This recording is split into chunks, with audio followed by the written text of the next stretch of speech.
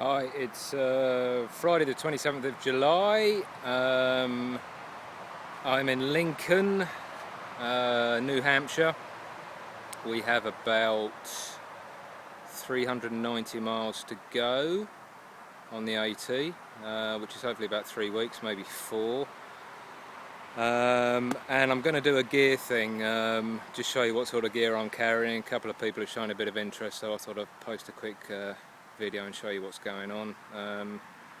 My good mate Bush Goggles is here to do a bit of camera work, so I can show you what's going on without trying to hold a camera at the same time.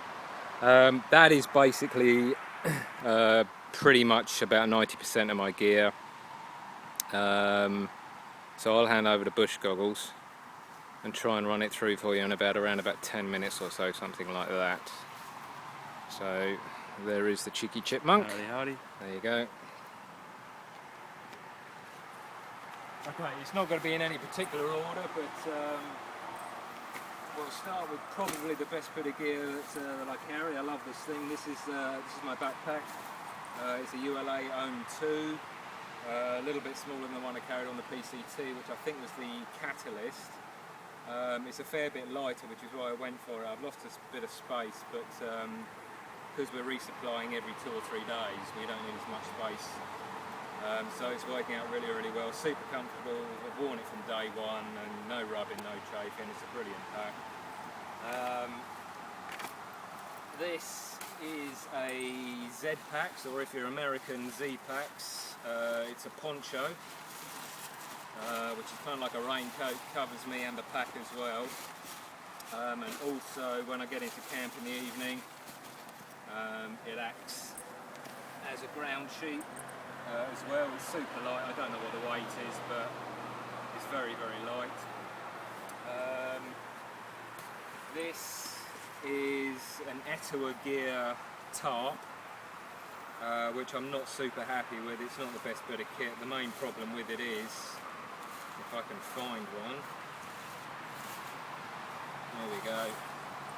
There's sort of four points on the corners of the tarps where you peg it out, and all they've really done is just put one stitch on the corner here, and it's just a really loose connection. I've had 2 of these fall off. Apart from that, it's great, but it kind of lets the whole thing down just a little bit. That's my tarp. Basically goes up between 2 trees. Underneath that is a Hennessy hammock Hyperlight. This actually does come with a tarp as well, which I've kind of sent back because it's basically a little bit too small. The tarp itself is great, it's just a little bit, it's not wide enough. The other tarp's a lot bigger, so I can really sort of stretch it underneath and relax, don't get wet, anything, that sort of thing. This is a great hammock though, very, very pleased with it. Best night's sleep I've ever had in my life. I don't sleep too well in tents, but I'm out like a light in this thing, it's brilliant. Black diamond trekking poles, not really an awful lot you can say about those. The only thing I look for in trekking poles really is cork handles. I don't like the rubber ones, so I tend to look for the ones with the cork handles when I need a pair and take it from there. Cooking sort of stuff. This is a 2-litre water bag. This is a new one because my old one's just split. So this is what we use at camp in the evening, so we can fill up at a stream. We've got a couple of litres of water in camp. This is my water purification. I've had this since the start, and this thing's just brilliant. It's made by a company called Sawyer. I don't know the mechanics of what's inside, but this will basically just screw on any pop bottle or water bottle, and you can either drink straight from it like this, or if you want to filter water, you just basically squeeze the bottle and you get pure water out of there. I've been using this since the start. It was about 50 bucks, it weighs nothing. I haven't got sick, so I guess it's working. It's a bit of a no-brainer really. There's no pumping, no electronics, no chemicals. It's a great little thing. This is my cooking setup. This is the famous Caldera cone. Comes with this caddy. You can actually use this to eat out, or if you want to, you can put your contents in there. but this is the cone itself. This has done the whole of the Pacific Crest Trail and also half of the Appalachian Trail as well. It's still going strong. It's made of titanium, so if it gets bent, it just kind of springs back into shape. You kind of roll it around like this, and then these two just clip together like that. You pop that on the ground. This is the burner, which is made out of a recycled Coke can or pop can. That goes there. Alcohol, pour about a tablespoon of alcohol in there, or boil about a litre of water, which is good enough for a main meal and a cup of hot tea or something. So you put the cone over the top there. This is a homemade caddy, or cozy, pot cozy as they call them, which is sort of a reflective insulated sort of bubble wrap. So you basically get your water up to boiling point, and once it's boiling you pour your ready meal in and just pop this back in here, and it keeps all the heat in, and you can leave it in there for 20 minutes and it's still piping hot, so you save fuel. This is an MSR Titan kettle and mug, still a little bit wet because I just washed it. But you basically pour your water in there, and then this just sits in the top like that. So it's a pot support, it's a windshield, and also all the heat gets funneled up the side here as well. So you don't just get heat on the bottom of your pan, you get it all coming up the side. So I don't know how long it takes to boil a litre of water. Some people complain that alcohol's a little bit slower, but you know, if you're on a through hike, are you in a rush or something? It's not, you know, it's a no-brainer really. Go Light umbrella, which I would say thankfully I haven't actually used for about 6 weeks maybe. We've had a spell of pretty good weather, so I haven't really used this, but again, it's super light as well. This is my day food bag, which I keep all of the food, my snacks I'm going to eat during the day, so I keep this on the outside of my pack so I don't have to keep delving into the pack and fishing this out. This is my main food bag, which will probably carry about 4 days worth of food, something like that. And because it's the heaviest item, I put this right down the bottom of the pack, so all the weight's right on my hips and it's not swaying around up on the top.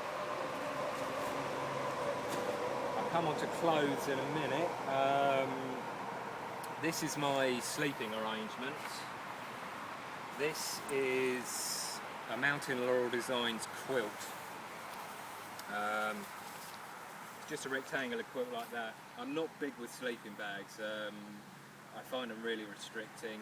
Obviously I have to use them sometimes, but this is much better for me because I can literally just sleep underneath it. It's just, as I say, like a quilt. If it does get a little bit cold, you can just bring these two ends round at the bottom, clip them together. There's a piece of Velcro that comes up about halfway, so your feet and your legs stick in here, and you can also bring this round the top here, and there's two little poppers here, so you can sort of popper it round. So if it gets really cold, you can just kind of wrap it around you. It's about a 48 degrees, it's synthetic, doesn't matter if it gets wet. It's super light, I don't know what the weight is, but if you go to Mountain Laurel Designs website and look at the 48 degrees summer quilt, you can get the specs on that. This has done me fine for the whole of the trip, but because we've been sleeping in hammocks, we've been getting really cold underneath because you've been getting cold air circulating all the way below you, and you've only got a thin piece of Dyneema or nylon underneath you, so you get a really cold back. I have been sleeping with a foam mat, but you keep kind of falling off it and it's a bit restricted. So what I've done is I've had this sent out. This is a Rab, I think it's a Neutrino 200. It's a down sleeping bag. Again, I'm not too sure of the weight. I think it's about 600-700 grams. It's a good weight. So I'm basically going to use this in the hammock.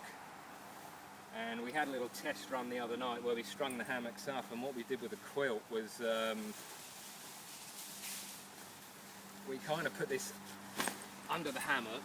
So if you can imagine a hammock lying on top of this, so this is on the underside of the hammock, and we've just got two corners, and and we kind of brought it round over to the top of the hammock, so it's kind of like a cradle, and then you've got the hammock sitting on top of it, so all your legs and your back are warm underneath.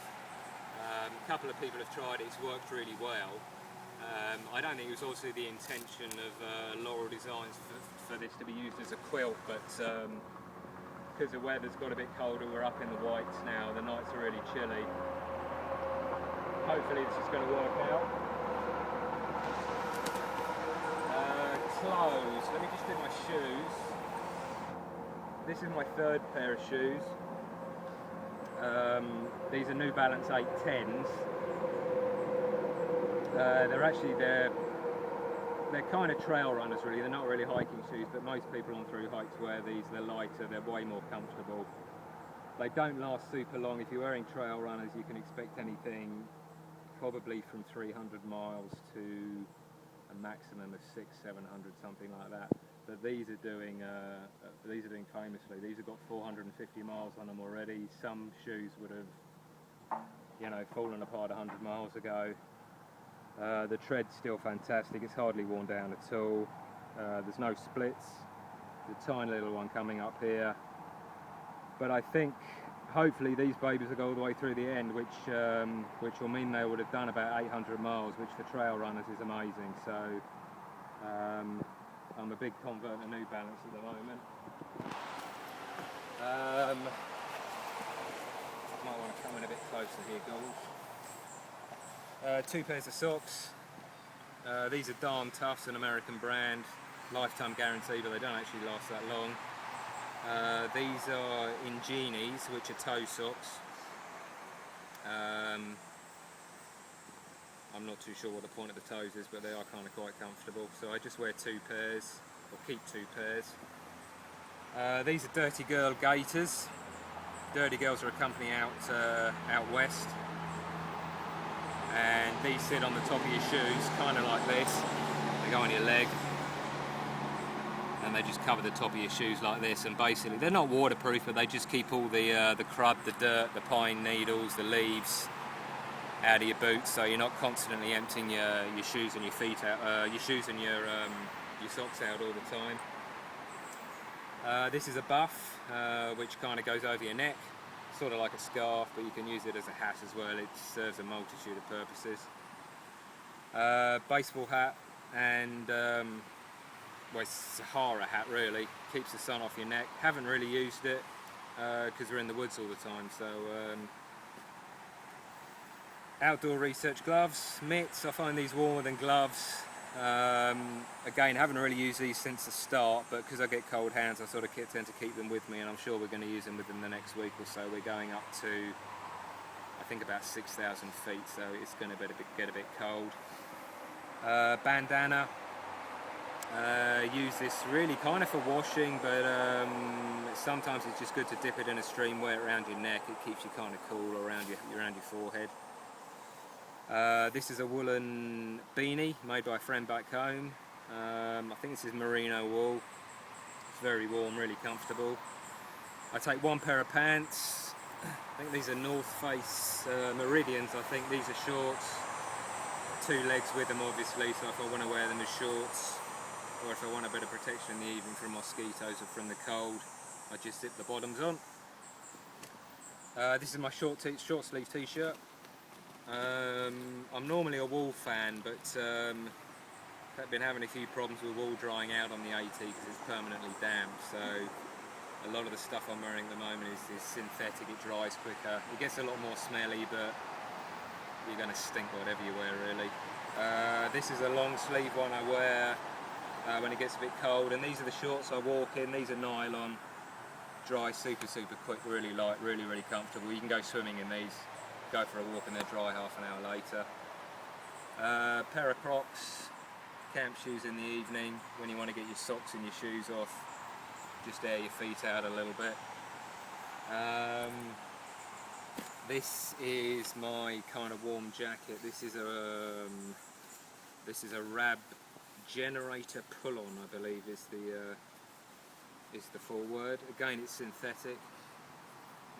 I had a down jacket at the start and it just wasn't coping too well with the weather, so a lot of my wool stuff and a lot of my down stuff isn't really faring well on the AT because of the moisture, so I've changed a lot of it to synthetic. Doesn't matter if it gets wet, it's easier to wash, it dries quickly. Weighs a little bit more, but there's pros and cons, so depends on the walk and it depends what sort of environment you're walking in. This is just a Ziploc bag. I keep my sort of diary in, my wallet. I've got a little charger for my phone in there. Little bag I keep my Crocs in. And this is just kind of a miscellaneous bag in here. There's nothing really much I can show you in here. There's a first aid kit, toothbrush, toilet paper, that sort of stuff. But tripod for the, I would say for the camera, but I'm actually using my iPhone for everything. I sent my camera back because the iPhone seems to be doing very well. I use that occasionally. Mosquito head net.